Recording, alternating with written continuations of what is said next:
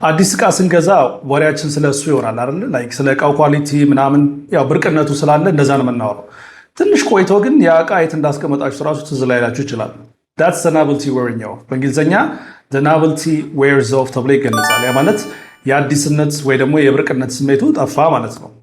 ለምሳሌ ስለ አንድ ነገር እየነገርኳችሁ it was fun at first መጀመሪያ ደስ ይል ነበር but the novelty wore off fast ግን በቃ የአዲስነት የብርቅነት ስሜት ወዲያው ጠፋ፣ ወዲያው ተሰለቸ እያለ ነው።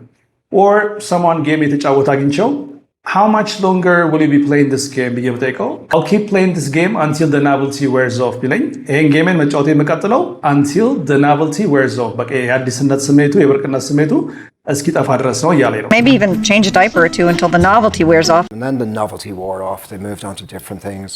Soon, customer interest dropped as the novelty of Starbucks wore off. እናንተ በጣም መጀመሪያ ደስ ብላችሁ ጀምራችሁት ከትንሽ ቀን በኋላ የሰለቻችሁ ነገር ምን አለ?